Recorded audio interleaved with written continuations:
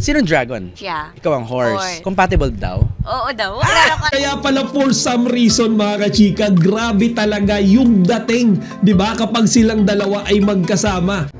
Offer something new to everyone na nag-aabang and expecting us to work together again. Maybe So mga chika, mukhang si Paolo Abilino umagri ulit siya one more time. Di ba mga chika, nakaka-excite yan. So after ng My Love Will Make You Disappear, hindi pa nga natin napapanood, meron na naman tayong aabangan.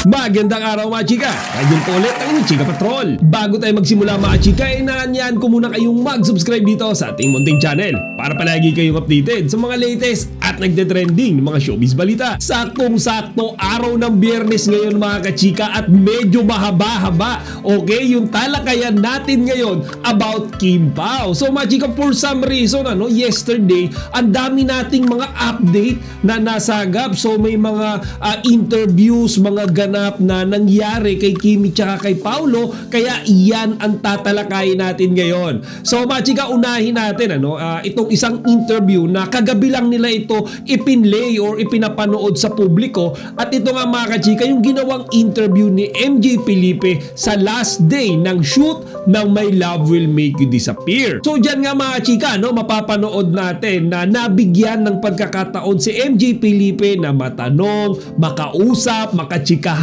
ang ating mga iniidolo na si Kimi tsaka si Paolo sa last day ng shooting ng kanilang first ever movie. So mga chika, sa totoo lang, unang banat pala ni MJ dyan, talagang puno na ng pakilig sa ating mga Kim Pao fans. This interview nga mga chika was conducted way back January 30, 2025, and maikli lang yung interview. I think it was only around 10 minutes, pero mga kachika, ang dami nating natutunan, ang dami nating nalaman about Kim Pao. Ang una na nga dyan mga chika, actually dito tuwang-tuwa ako Ito pa lang si Kimi ay ipinapungsyoy yung sarili niya kasi syempre yung kanyang jusawa na si Paolo Abilino. So ayon kay Kimi mga kachika, yung kanilang mga Chinese zodiac, okay, which is Paolo Year of the Dragon and Kimi Year of the Horse, are compatible to one another. Kung nagpa-feng din naman ako, okay naman daw kang dragon and horse. Sinong dragon? Siya. Ikaw ang horse. Horse. Compatible daw? Oo daw. Klaro ka lang. Kaya pala for some reason mga kachika, grabe talaga yung dating, di ba, kapag silang dalawa ay magkasama. Ang daming kinikilig, minsan kahit wala nga silang ginagawa makita lang natin silang magkasama sa picture. Lahat tayo mga kachika halos himatayin na sa kilig. Lalo na di ba kapag hinawakan ni Kimi si Paolo or vice versa, si Paolo yung hawak kay Kimi. Di ba mga kachika, kilig na kilig talaga tayo Tapos mga kachika, yung attitude nila, yung behavior nila, actually hindi lang Chinese zodiac para sa akin di ba nga si Paolo yung may pagkatahimik, may pagka-silent type, while Kimi naman yung talagang makulit, maingay, kalog. Kaya pag magkasama mga kachika, ang Kim Pao, mayroong isang speaker at meron ding isang listener. Kaya sila mga kachika swak na swak sa isa't isa. Di ba? Hindi lang Chinese zodiac, pati yung kanilang mga personality talagang match na match. Then mga chika, meron ding isang linya dyan na binitawan si Paolo. I'm not sure kung ito tinandaan nyo or napansin nyo, pero meron siyang sinabi dyan na talagang komportable siya kay Kimi. Yun yan sa part mga kachika nung sinabi ni MJ Felipe na people and fans are expecting na magkasama lagi ang Kim Pao sa mga gathering. Tapos si Paolo mga chika, sinabi niya dyan in that interview confidently na talagang siya ay komportable kapag kasama niya si Kim. Sa everyone expects already pag merong gathering, kayong dalawa yung magkasama. ganun naman siguro pag may event na kasama kami, parang komportable naman ako with Kim. That's why mga kachika, kapag maraming tao, alam niyo yung mga event na talagang medyo marami yung mga invitees, mga sikat na personalities, mga fans, basta mga kachika nandun si Paolo, kinakausap niya kaagad si Kimi. 'Di ba? Yung mga out of the country events nila kasama yung ibang member, 'di ba? If you could still remember ng ASAP family, si Paolo mga kachika, kinakausap niya lang lagi si Kimi. 'Di ba? Kasi nga dun lang siya komportable. So diyan mga kachika, inulit-ulit siya ni Paolo Paulo and naggaling mismo sa bibig niya yan. Okay, inamin niya na he's comfortable, diba? He's comfortable talking with Kimi, he's comfortable working with Kimi, he's comfortable completely beside Kimi. Kaya mga chika, no, nakakatuwa rin yan kasi natutunan natin yan, nalaman natin yan dyan sa interview na yan. And then dun sa last part mga kachika, no, kay Kimi naman ang galing, umamin siya, okay, na lahat daw ay tama pagdating kay Paolo Abilino. So walang mali. So parang Kimi is looking at Paolo like he's the perfect guy. Siya na si Mr. Right, di ba, chika? Grabe siya. Ano sabi mo kay Paolo?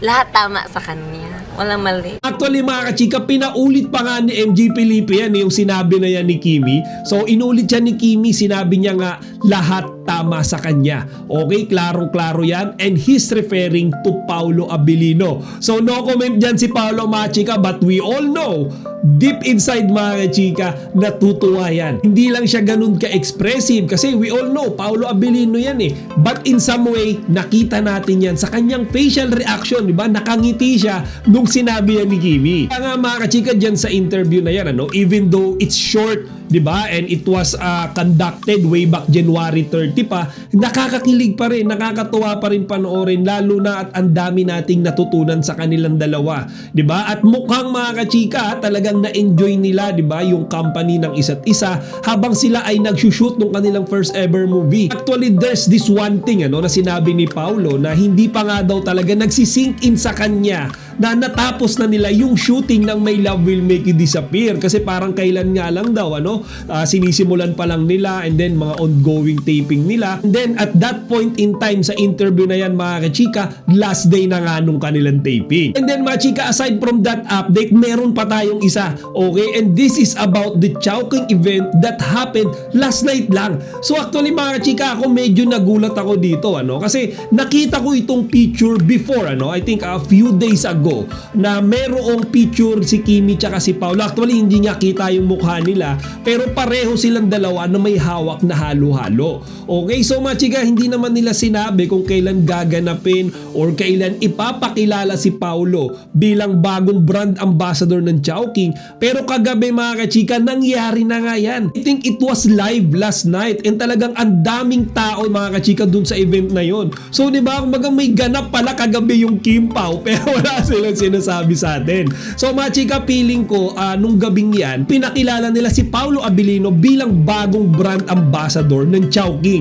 Di ba mga chika, if you could still recall, dati may content tayo, di ba, nung si Paolo ay nag-guest siya, di ba, sa event ng Chowking. Tapos sinabi ko nga rin doon, ano, na Chowking, kung gusto nyong lumakas, di ba, yung produkto nyo, wag lang si Kimi yung kunin yung endorser. Isama nyo si Paolo Abilino kasi kapag ka ang Kim Pao magkasama dyan, doble rin yung benta nyo. And I think mga chika, they heard it. Narinig nila sinasabi natin. Kaya mga chika, no, officially kagabi, si Paolo Abilino ay endorser na rin, di ba, ng Chowking. Siya ay panibagong brand ambassador and makakasama niya sa iisang bubong si Kimi. Di ba nakakatuwa yan? Kagabi nga mga chika, no, we saw Paolo, ano, that he's very grateful dun sa kanyang short speech. Sinabi niya na talagang thankful siya sa Chowking dahil napili siya, di ba, na bilang bago nilang brand ambassador, bago nilang endorser. So natutuwa siya mga chika. Actually sabi niya nga, no, ay masaya daw siya na nandun siya.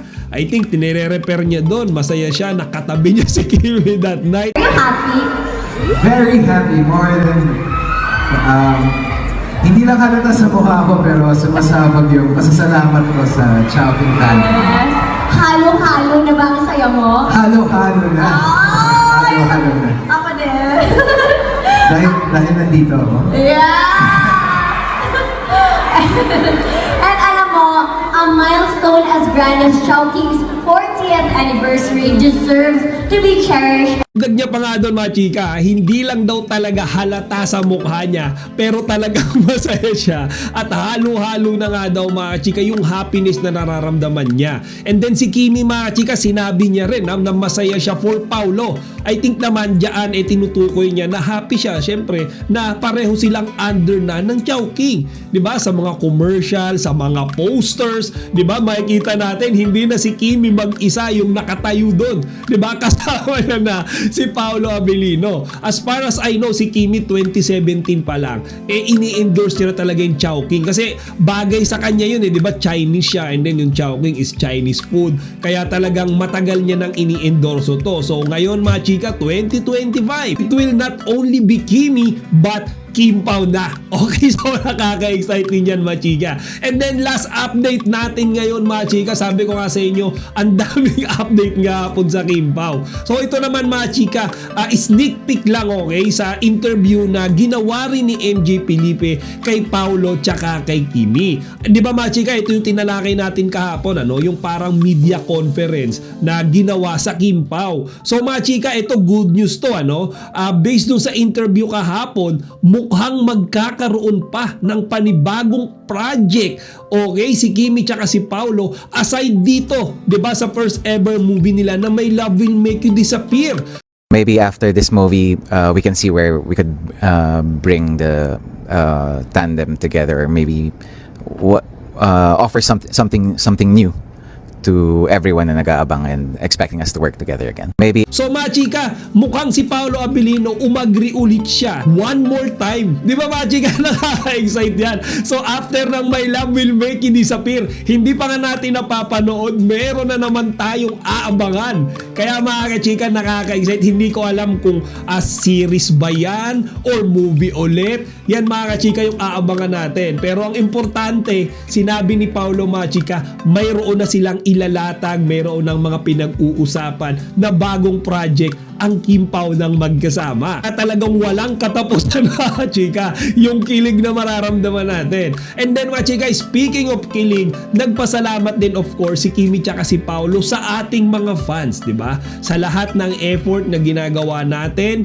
di ba? Lalo na yung mga Kim Pao community, yung mga posters na ginagawa nila, yung iba, di ba, ng mga fans na nag-e-edit sila ng mga posters, and ako siguro na gumagawa ng content about Kim Pao. Kung mapapansin nyo yung channel ko, puro Kim Pao updates na lang para sa inyo, kasi syempre natutuwa rin ako mga chika na suportahan, di ba, yung ating mga iniidolo. So nagpasalamat si Kimi tsaka si Paulo sa ating lahat. Kasi syempre mga chika, kung wala daw tayo, di ba, ng mga fans, mga Kim Pao avid fan, ganon, kung wala daw tayo, wala rin sila. Hindi sila mabibigyan ng mga new projects. Kaya nagpasalamat sila sa ating pagsuporta at pagtanggap, di ba, sa love team nilang dalawa, di ba, sa tambalan nilang dalawa. I have nothing but gratefulness, and parang I can't say thank you enough for them going out of their way for requesting us.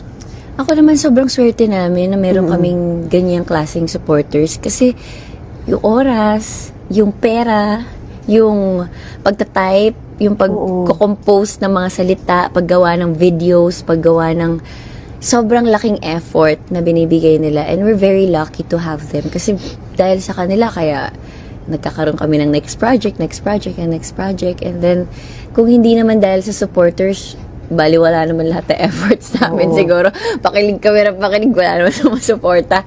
So lahat yun, it's all because of them, and we are very thankful.